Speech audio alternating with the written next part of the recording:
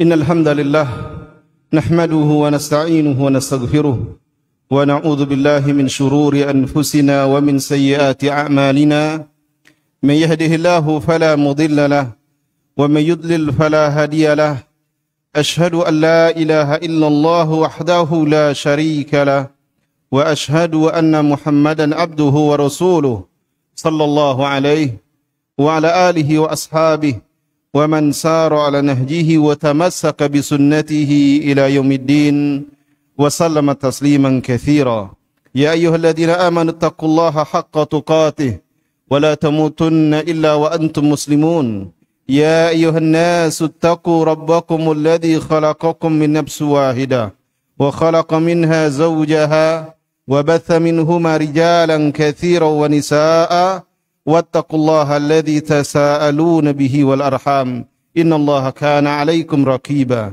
يا أيها الذين آمنوا اتقوا الله وقولوا قولا سديدا يصلح لكم أعمالكم ويغفر لكم ذنوبكم ومن يطع الله ورسوله فقد فاز فوزا عظيما أما بعد فإن أصدق الحديث كتاب الله وخير الهدي هدي محمد صلى الله عليه وسلم وشر الأمور محدثاتها وكل محدثة بدعة وكل بدعة ضلالة وكل ضلالة في النار. Saudara-saudariku kaum muslimin dan muslimat yang semoga senantiasa dimuliakan oleh Allah Subhanahu wa taala. Alhamdulillah malam hari ini di malam ke-25 dari bulan Ramadan kita bersama-sama telah selesai menunaikan salat tarawih berjamaah bersama imam, yang mana di dalam beberapa hadis Rasulullah menyebutkan man qama Ramadan atau man qama ma'al imami hatta yansarif kutiba lahu qiyamul lailah. Barang siapa yang salat tarawih bersama imam sampai selesai, maka dituliskan untuknya salat satu malam suntuk, satu malam penuh. Abu Dzar radhiyallahu anhu pernah meriwayatkan hadis, kata beliau, kami berpuasa Ramadan bersama Rasulullah sallallahu alaihi wasallam dan Rasulullah tidak mengimami kami salat tarawih melainkan ketika Ramadan tersisa 7 hari atau 7 malam. Maka di malam ke-23 Rasul mengimami para sahabat sampai berlalu sepertiga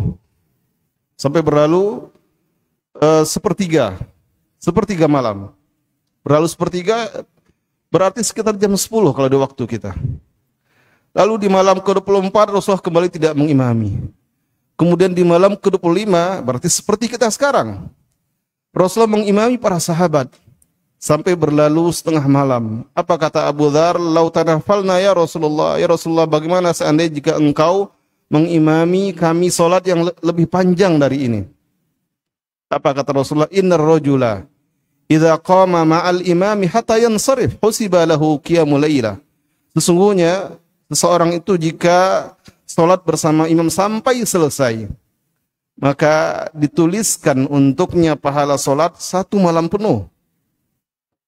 Semoga saja Allah menerima salat kita malam hari ini dan dituliskan pahalanya salat satu malam penuh. Kemudian Aisyah radhiyallahu anha meriwayatkan hadis, kata beliau, kana Rasulullah sallallahu alaihi wasallam idza dakhala al-ashr al-akhir. Ada Rasulullah sallallahu alaihi wasallam jika telah masuk 10 malam terakhir, ahyal lail, beliau hidupkan malamnya. Apa maksud menghidupkan malamnya? Dijelaskan oleh Imam Ibn Hajar di dalam kitab Fathul Bari, Syarah Sahih Bukhari. Karena hadis ini diriwayatkan oleh Imam Bukhari bahwasanya Rasulullah itu begadang di malamnya. Begadangnya untuk apa? Untuk beribadah kepada Allah Subhanahu wa taala. Maka disebutkan dengan ungkapan ahyal lail wa aiqadha ahlahu. Ternyata tidak hanya dia saja yang menghidupkan malamnya. Tidak hanya mementingkan diri sendiri, tapi beliau membangunkan keluarganya. Beliau ajak keluarganya untuk ikut salat bersama Rasulullah. Beliau ajak keluarganya untuk ikut beribadah kepada Allah, bermunajat, berdoa, beristighfar, mohon ampunan kepada Allah Subhanahu wa taala. wajadda wa syaddal mi'zar. Lalu kata Aisyah, dan Rasulullah bersungguh-sungguh di 10 malam terakhir dan mengencangkan ikat pinggangnya, sabuk pinggangnya. Maksudnya beliau untuk sementara waktu 10 hari terakhir Ramadan menjauh dahulu dari istrinya, tidak menggauli istri-istrinya. Fokus beribadah kepada Allah Subhanahu wa taala dan beliau memperbanyak ibadah. Salah satu ibadah yang sangat ditekankan dan diperbanyak oleh Rasulullah dalam perbanyak doa. Dan salah satu doa yang betul-betul dianjurkan oleh Rasulullah adalah doa memohon ampun kepada Allah Subhanahu wa taala. Aisyah radhiyallahu anha pernah bertanya kepada Rasulullah sallallahu alaihi wasallam, "Ya Rasulullah, ara'aita idza alimtu ayya lailatul qadri, madza aqulu fiha?" Ya Rasulullah, jika aku mengetahui kapan tepatnya Lailatul Qadar itu, maka apa yang sebaiknya aku ucapkan doanya ketika itu? Apa kata Rasulullah? Quli, kata Rasulullah, ucapkanlah, Allahumma innaka afun tuhibul afwa fa'fu anni, ya Allah, sesungguhnya engkau adalah Rabb yang maha pemaaf dan mencintai sifat maaf. Kalimat maaf di sini mengandung makna ampunan. Engkau adalah Rabb yang maha pemaaf, Rabb yang maha pengampun dan mencintai sifat maaf. Maka maafkan, ampuni dosa-dosaku. Ini salah satu doa yang dianjurkan oleh Rasulullah kepada Aisyah radhiyallahu anha selain doa-doa yang lainnya. Malam hari ini kita akan mengenal adab-adab berdoa. Ternyata doa itu juga ada adab-adabnya. Mungkin kita terlalu sering berdoa, tapi melupakan beberapa adab. Setiap hari kita berdoa kepada Allah, memohon kepada Allah, meminta kepada Allah apa yang kita butuhkan kepada Allah. Tapi kadang kita lupa adab-adab yang sebaiknya dijaga ketika kita memohon meminta kepada Allah.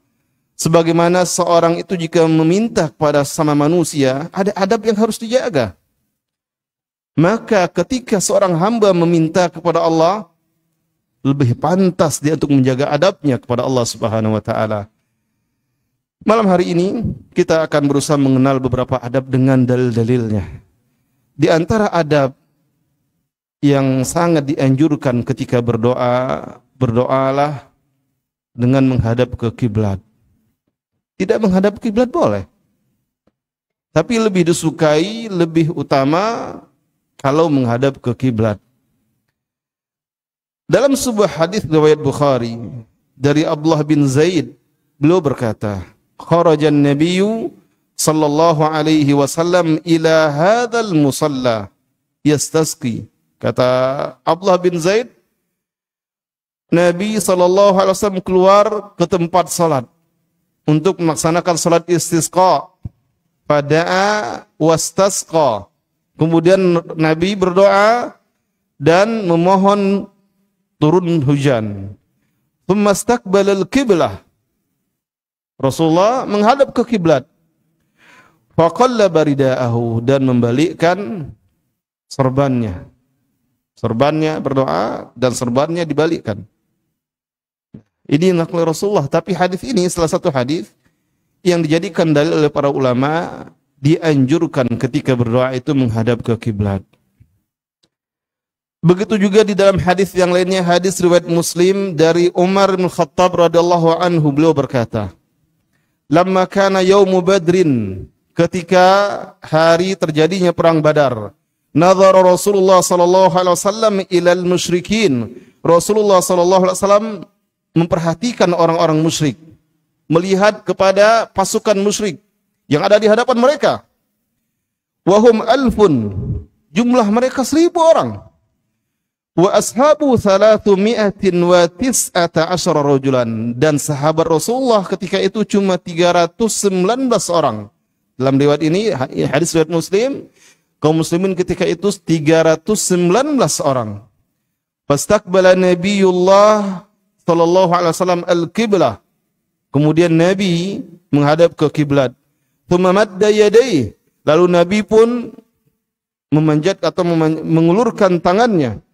Faja'ala yahtifu bi rabbih, mulailah Nabi berdoa, menyampaikan doa-doanya kepada Rabbnya. Di antara doanya, Allahumma anjizli ma wa'atani, ya Allah, penuhilah untukku, laksanakanlah, tunaikanlah untukku apa yang telah engkau janjikan kepadaku. Allahumma ati ma wa'adtani, ya Allah, datangkanlah, berikanlah apa yang telah engkau janjikan kepadaku. Allahumma in tuhlika hadhihi al-isaba min ahli al-Islam, ya Allah, jika sekelompok orang ini dari kaum muslimin ini binasa, kalah dalam peperangan ini, la tu'badu fil ard, mungkin engkau tidak akan diibadahi lagi di bumi ini. Mungkin tidak akan ada lagi yang mengibadahimu kelak di bumi ini jika sekarang kami dibinasakan. Ini doa Rasulullah SAW, dan ketika itu beliau menghadap ke kiblat. Sebagaimana disebutkan oleh Umar bin Khattab, Rasulullah menghadap ke kiblat lalu mengucapkan doa, dan di antara doanya adalah ucapan beliau ini. Lalu kata Umar, "Fama zala yahtifu bi rabbih." Rasulullah terus berdoa memohon kepada Allah, maddan yadayhi, sambil mengangkat kedua tangannya, mustaqbilal kiblah, menghadap ke kiblat. Berarti doa disukai menghadap ke kiblat. Walaupun kita misalnya berada di suatu tempat, tetap menghadap ke kiblat. Tidak mesti harus ketika berada di masjid saja menghadap ke kiblat. Ketika berdoa di rumah, menghadaplah ke kiblat. Kalau memang itu memungkinkan, menghadaplah ke kiblat. Al-Imam An-Nawawi rahimahullah di dalam syarah Sahih Muslim mengatakan, fihi, di dalam hadis Umar ini terdapat dalil, fihi istihbabu istiqbalil kiblati fid doa. Di dalam hadis ini terdapat dalil, penjelasan, pelajaran disukainya menghadap ke kiblat ketika berdoa. Jadi ini pelajaran dari hadis ini. Adab yang pertama, menghadap ke kiblat ketika berdoa. Lalu adab yang kedua, ala taharah. Disukai berdoa itu dalam keadaan suci. Ala taharah, dalam keadaan suci. Dalam hadis yang cukup panjang riwayat Bukhari dan Muslim, hadis yang cukup panjang dalam riwayat Bukhari dan Muslim dari Abu Musa radhiyallahu anhu, dari Abu Musa radhiyallahu anhu, beliau berkata, "Lamma faragha an-nabiy sallallahu alaihi wasallam," ketika Nabi sallallahu alaihi wasallam selesai melaksanakan perang Hunain, ba'atha Abu Amir, lalu Nabi mengutus Abu Amir, ala jaisin ila Autas, mengutus Abu Amir untuk memimpin sekelompok pasukan menuju Autas. Autas ini lembah yang berada antara Mekah dan Taif. Diutuslah beberapa orang pasukan yang dipimpin oleh Abu Amir. Falaqiya Duraid ibn Simmah. Lalu di tempat tersebut dia bertemu dengan Duraid ibn Simmah. Faqutila Duraid, dan Duraid berhasil dibunuh. Wa hazamallahu ashabahu, dan Allah pun membinasakan pengikut-pengikut Duraid ini. Lalu Abu Musa kembali bercerita, wa ba'athani ma Abi Amir, dan Rasulullah mengutusku bersama Abu Amir. Farumiya Abu Amir fi rukbatihi, lalu Abu Amir ini terkena panah di lututnya. Bayangkan, tertusuk panah di tulang lutut, bagaimana sakitnya. Ramahu Jushamiyun bisahmin fa athbatahu fi rukbatihi, jadi seorang dari Jushami memanahnya dan panahnya menancap di lututnya. Fantahaitu ilaih, aku berhenti menanyakan kepada Abu Amir, ya ammi, man ramak, wahai pamanku, siapa yang telah memanahmu? Fa asyara ila Abi Musa, lalu Abu Amir ini menunjuk atau memberi isyarat kepada Abu Musa, sahabat yang meriwayatkan kisah ini.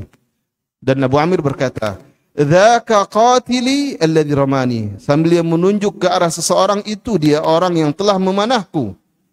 Fa qasadtuhu lahu falahiktu, maka aku mendatangi dan berusaha mengejarnya.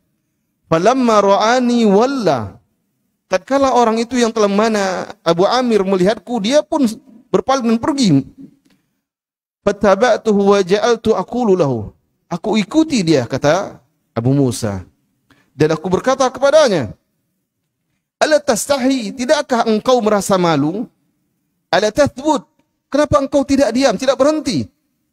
Kuf, berhentilah. Fakhtalafna darbatain, lalu kami berkelahi. 2 pukulan bisayf. Jadi akhirnya terjadi perkelahian antara Abu Musa dengan orang yang telah mana Abu Amir. 2 pukulan dengan pedang, faqataltuhu, lalu aku berhasil membunuhnya. Tsumma qultu li Abi Amir, lalu aku berkata kepada Abu Amir, sahabat yang tertancap panah di lututnya tadi. Qatalallahu sahibak, Allah telah membunuh orang yang telah memanamu tersebut.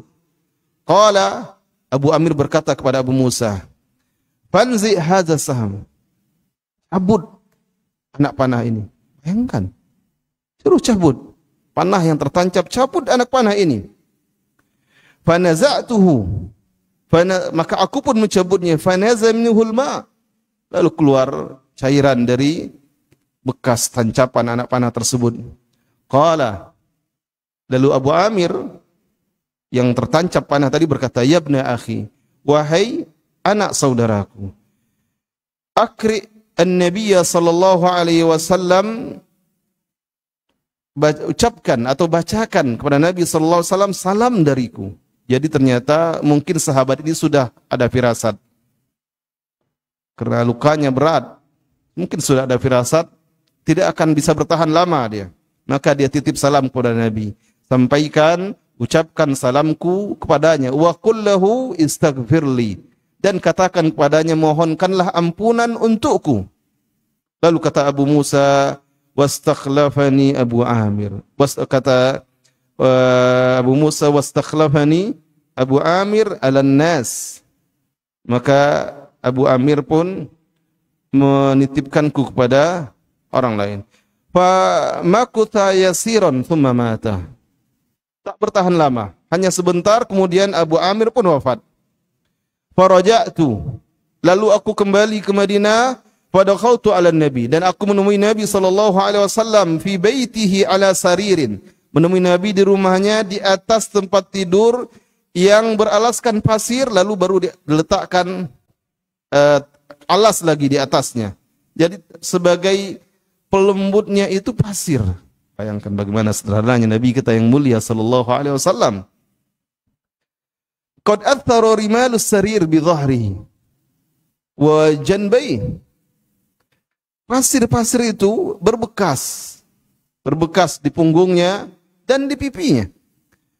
Fa akhbartuhu bi khabarina, lalu aku ceritakan kepadanya apa yang terjadi kepada kami. Wa khabari Abi Amir, dan juga apa yang terjadi pada Abu Amir. Wa qala, dan dia berkata, kullahu istaghfir. So, aku sampaikan juga kepada Rasulullah bahwasanya Abu Amir meminta kepada Rasulullah agar Rasulullah mendoakan ampunan untuknya. Pada Abi Ma'in. Nah, ini dia dalil kita bahwasanya dianjurkan berdoa itu dalam keadaan suci, taharah. Mendengar perkataan dari Abu Musa bahwasanya Abu Amr telah wafat, sebelum wafat meminta tolong sampaikan kepada Rasulullah, mohonkan ampunan untuk Abu Amir. Lalu Rasulullah meminta air, minta diambilkan air. Fatawadda'a, kemudian dia berwuduk. Thumma rafa'a yadayhi, lalu dia mengangkat kedua tangannya seraya berdoa, Allahumma ighfir li Ubaid Abi Amir, ya Allah ampunilah Ubaid Abu Amir. Wa ra'aitu bayadha ibtaih, kata Abu Musa, dan aku melihat putihnya ketiaknya. Berarti dia betul-betul mengangkat kedua tangannya sampai terlihat ketiaknya. Tsumma qala, lalu Rasulullah kembali melanjutkan doanya, Allahumma ja'lu yaumal qiyamah fawqa katsir min khalqihi minan nas, ya Allah jadikanlah Abu Amir di atas kebanyakan manusia, tinggi kedudukannya dia. Faqultu, lalu aku pun berkata kepada Rasulullah, wali fastaghfir, dan mohonkan juga ampunan untukku ya Rasulullah. Faqala, maka Rasulullah pun mendoakan Abu Musa, Allahumma ighfir li Abdillah ibni Qais dzanbahu, ya Allah ampunilah dosa Abdullah bin Qais Abu Musa. wa adkhilhu yaumal qiyamah mudkhalan karima. Masukkan dia kelak pada hari kiamat ke tempat masuk yang mulia, yaitu ke surga Allah Subhanahu wa taala. Nah, ini doa Rasulullah, dan di sini jelas Rasulullah meminta diambilkan air untuk berwuduk. Jadi ini salah satu dalil disunnahkan atau dianjurkan, disukai ketika berdoa, berdoalah dalam keadaan suci. Ini dia salah satu adab yang kedua. Kemudian adab yang ketiga, disukai ketika berdoa itu mengangkat kedua tangan, kecuali ada beberapa kondisi memang tidak dianjurkan mengangkat kedua tangan. Salah satunya ketika khatib Jumat berdoa di akhir khutbahnya, maka jamaah sebagaimana yang diriwayatkan dalam beberapa riwayat para sahabat tidak mengangkat kedua tangannya. Itu beberapa kondisi tidak mengangkat tangan. Tapi hukum asalnya ketika seseorang berdoa, maka dianjurkan dia untuk mengangkat kedua tangannya. Tadi kita sudah baca beberapa hadis. Pertama, hadis ketika Rasulullah di Badar menghadap ke kiblat lalu mengangkat kedua tangannya. Kemudian ketika dia berdoa, mendoakan Abu Amir dan Abu Musa, beliau mengangkat kedua tangannya. Kemudian di dalam hadis yang lainnya, hadis riwayat Abu Daud dari Salman radhiyallahu anhu, beliau berkata, telah bersabda Rasulullah sallallahu alaihi wasallam, "Inna rabbakum tabaraka wa ta'ala hayyun karim." Sesungguhnya Rabb kalian, Tuhan kalian tabaraka wa ta'ala hayyun karim, memiliki sifat malu, maha memiliki sifat malu, karim dan maha mulia, maha pemurah. Yastahyi min abdihi, dan Allah itu malu dari hambanya, malu kepada hambanya. Idza rafa'a yadayhi ilaihi ayyaruddahuma sifran. Jadi Allah itu malu kalau ada hambanya mengangkat, menengadahkan tangannya kepadanya, lalu Allah tolak kosong begitu saja tanpa Allah beri. Minimal apa yang Allah beri? Allah beri pahala, itu minimal. Jika seorang hamba berdoa kepada Allah, tentu tidak selamanya Allah kabulkan dalam bentuk apa yang dia minta. Ada 3 kemungkinan. Ketika seorang hamba berdoa, Allah kabulkan, Allah berikan sesuai dengan apa yang dimintanya di dunia. Atau Allah tidak kabulkan seperti yang dimintai, tapi Allah hindarkan dari yang lain, dari kemudaratan lain. Contoh, mungkin seorang meminta dunia, Allah tidak kabulkan, tapi Allah hindarkan dia dari musibah, dari penyakit, yang jika penyakit itu menimpanya, dia mungkin membutuhkan banyak hal. Atau Allah jadikan itu sebagai tabungan pahalanya. Tidak dikabulkan di dunia permintaannya, tidak Allah berikan, tidak Allah hindarkan dari berbagai dari musibah dan sebagainya, tapi Allah jadikan sebagai tabungan pahalanya kelak di akhirat. Maka Allah, sebagaimana disebutkan dalam hadis ini, Allah itu malu kalau ada hambanya mengangkat kedua tangannya memohon kepada Allah. Allah itu malu kalau menolaknya tanpa Allah memberikan apa-apa. Berarti yang mungkin sebagian kaum muslimin berdoa merasa belum dikabulkan, ya mungkin yang dimintanya itu tidak dikabulkan. Tapi kalau dia tetap ikhlas, ridho terhadap apa yang Allah takdirkan kepadanya, menerima apa yang dia rasakan ketika itu, maka itu menjadi tabungan pahala. Dan doa itu, ad-du'a'u huwal ibadah, kata Rasulullah. Doa itu, itulah intinya ibadah. Dan ibadah disyariatkan salah satunya adalah untuk meminta kepada Allah Subhanahu wa taala. Kemudian juga di dalam hadis yang lainnya disebutkan dalam hadis riwayat Abu Daud dari Malik bin Yasar radhiyallahu anhu, anna Rasulullah sallallahu alaihi wasallam Rasulullah bersabda, "Idza sa'altumullah fas'aluhu bi butuni akuffikum." Jika kalian berdoa, memohon, meminta kepada Allah, maka mintalah pada dengan mengangkat telapak tangan kalian. Diangkat menghadap langit. Wala tas'aluhu bi dhuhuriha. Jangan kalian meminta kepada Allah dengan menghadapkan punggung. Dengan menghadapkan punggung, kecuali ketika doa untuk dijauhkan dari bala. kunut, kunut nazilah. Sebagian menyebutkan salah satunya menghadapkan punggung. Tapi ini diperselisihkan oleh para ulama. Bagaimana mengangkat kedua tangan ini? Apakah direnggangkan begini, atau dirapatkan begini, atau begini?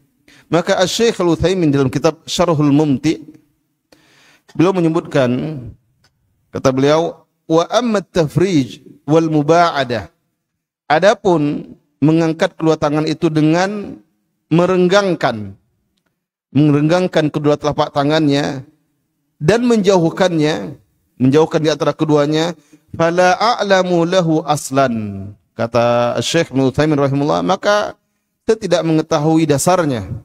La fi sunnah, tidak di dalam sunnah, dalam hadis, wala fi kalamil ulama, dan tidak pula di dalam perkataan para ulama.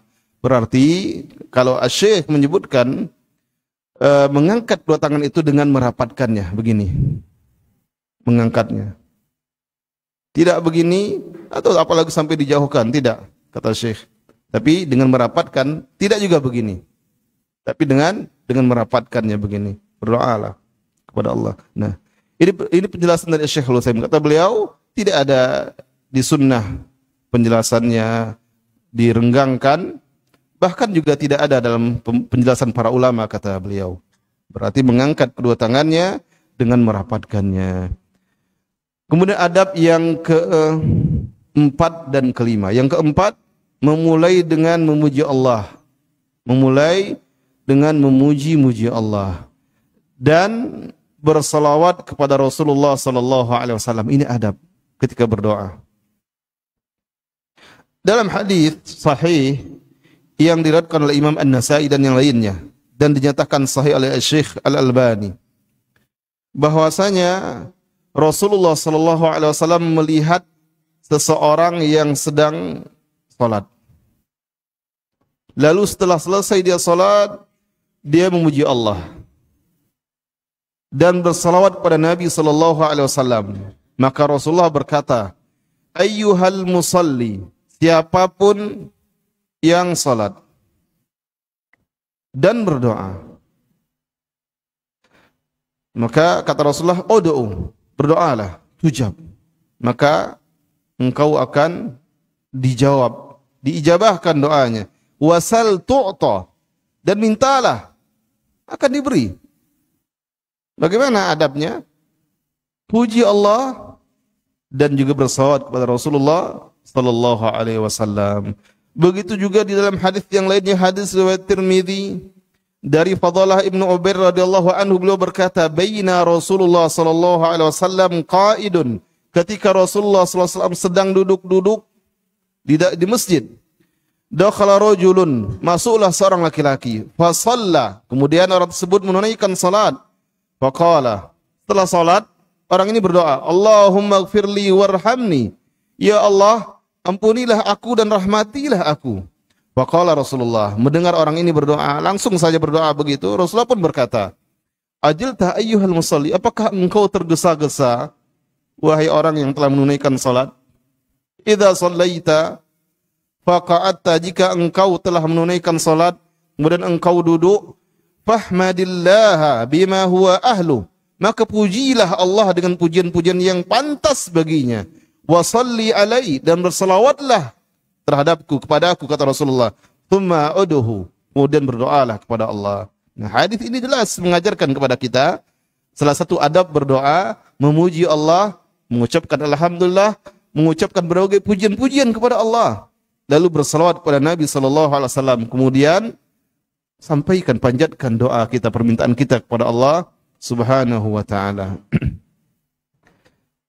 Kemudian adab yang keenam, mengakui dosa. Jadi ketika seseorang itu berdoa, hendaklah dia pun mengakui dosa-dosanya kepada Allah.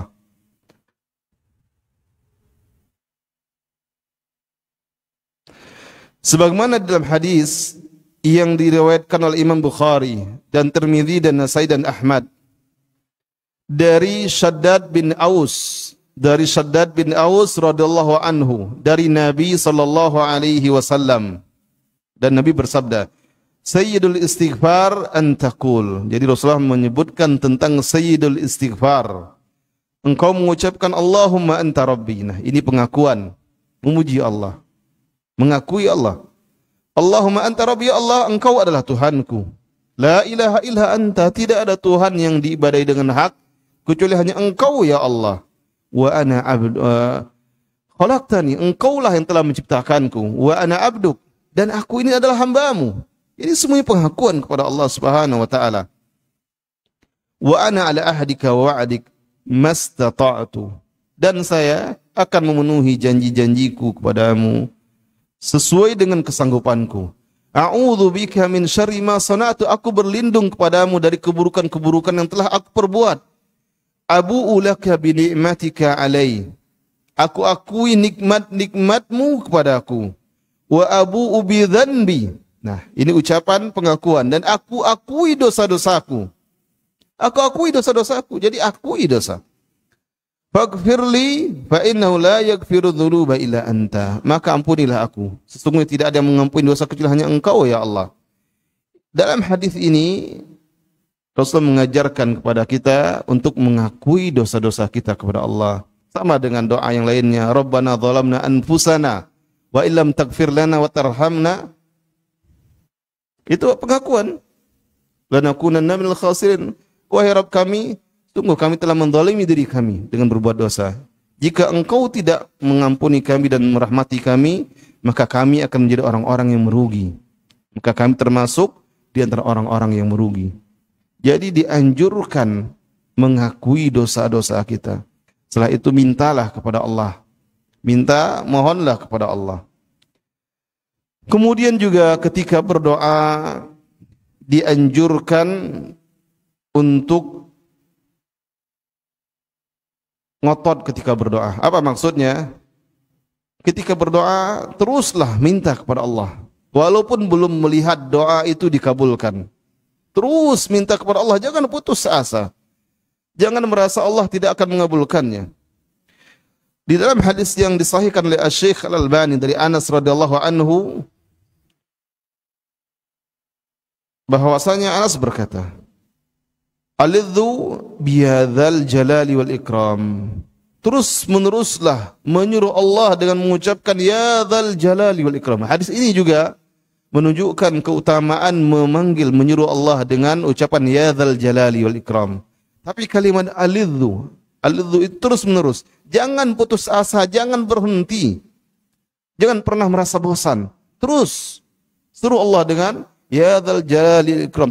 Setelah berdoa, di akhirnya ya dzal jalali wal ikram, atau di awal juga ya dzal jalali wal ikram. Teruslah ucapkan kalimat tersebut. Nah, kemudian di dalam hadis yang lainnya Rasulullah sallallahu alaihi wasallam pun bersabda, alidhu biya, hadis yang lainnya dalam riwayat alihu digunakan kalimat alihu. Alihu maknanya sama dengan alidhu, yaitu terus menerus mohon kepada Allah. Dan kalimat, salah satu kalimat yang betul-betul memiliki keutamaan dengan mengucapkan ya dzal jalali wal ikram. Wahai Rabb yang memiliki al-jalal, kemuliaan, memiliki kemuliaan, kehormatan. Suruhlah Allah dengan menyebut ya dzal jalali wal ikram. Nah, ini adabnya. Kemudian yang kedelapan, yakin bahwasanya Allah Subhanahu wa taala adalah Rabb yang maha mampu mengabulkan. Walaupun belum melihat apa yang diminta Allah kabulkan, tapi yakinlah Allah itu adalah Rabb yang maha mampu mengabulkannya. Ini adab yang terakhir yang kita baca malam hari ini. Kebetulan saya ada jadwal 2 kali pertemuan. Nanti di malam ke-27 kita lanjutkan adab yang lainnya. Jadi yang terakhir ini, yang ke-8, al-yakinu billahi ta'ala bil ijabah. Meyakini Allah itu mengabulkannya. Rasulullah sallallahu alaihi wasallam bersabda dalam hadis riwayat Tirmizi dan dinyatakan hasan oleh Syekh Al-Albani di dalam Sahih Sunan Tirmizi, ud'ullaha wa antum muqinuna bil ijabah. Berdoalah kepada Allah dan engkau yakin Allah akan mengabulkannya. Yakin Allah mampu mengabulkannya. Wa'lamu anna Allah la yastajibu du'a min qalbin ghafilin lahin. Dan ketahuilah, kata Rasulullah, bahwasanya Allah tidak akan mengabulkan doa dari hati yang lalai. Maksudnya bagaimana? Ketika berdoa tapi hatinya tidak sepenuh hati memohon kepada Allah. Dia berdoa tapi hatinya entah kemana-mana. Tidak khusyuk. Tidak betul-betul tunduk dan khusyuk kepada Allah Subhanahu wa taala. Rasulullah mengingatkan dalam hadis ini, wa'lamu annallaha la yastajibu du'a min qalbin ghafilin lahin. Allah tidak akan mengabulkan doa dari hati yang lalai. Jadi ketika berdoa, yakinlah Allah mampu mengabulkannya dan betul-betul memohon kepada Allah dengan sepenuh hati. Apa yang kita minta itu, mintalah kepada Allah dengan sepenuh hati. Dan Allah Maha mampu mengabulkannya. Sampai di sini kajian kita di malam hari ini. Baik, mungkin ada pertanyaan, 1-2 pertanyaan, silahkan sebelum kita tutup kajian kita. Jika ada pertanyaan, silahkan. Insya Allah di malam ke-27 saya kembali sampaikan. Kita lanjut, karena memang banyak, ada beberapa adab yang semuanya disandarkan pada dalil yang sahih. Jika tidak ada, baik, kita cukup sampai di sini kajian kita. Semoga Allah senantiasa limpahkan kesehatan kepada kita, sehingga di hari-hari yang tersisa Allah berikan kekuatan bagi kita untuk betul-betul maksimal melaksanakan ibadah kepada Allah Subhanahu wa taala.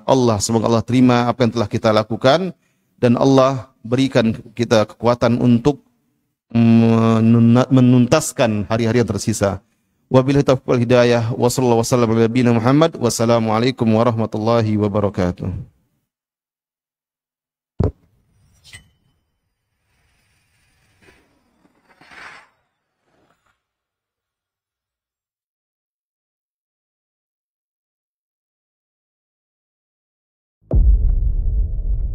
Ma'asyiral muslimin, ma'asyiral muslimat, ikhwani wa akhawati fid din. Mari kita bersyukur kepada Allah tabaraka wa taala, Rabbul Izzati wal Jalalah, yang telah mengumpulkan kita di salah satu tempat terbaik di permukaan bumi, yaitu masjid. Rasul kita tercinta sallallahu alaihi wasallam bersabda, belahan bumi adalah masjid-masjidnya. Kaplingan tanah di permukaan bumi terbaik adalah kaplingan tanah yang di atasnya dibangun masjid. Innama ya'muru masajid Allah man amana billahi wal yawmil akhir wa aqama as-salata wa ata az-zakata wa lam yakhsha illa Allah. فعسى أولئك أن يكونوا من المهتدين.